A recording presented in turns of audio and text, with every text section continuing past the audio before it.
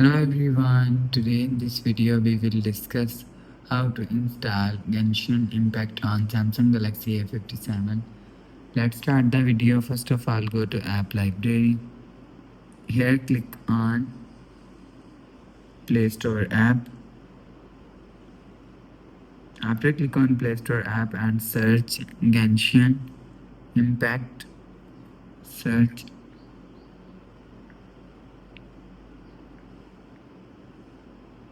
You will see first option is Genshin Impact. Click on Genshin Impact if you want to install Genshin Impact.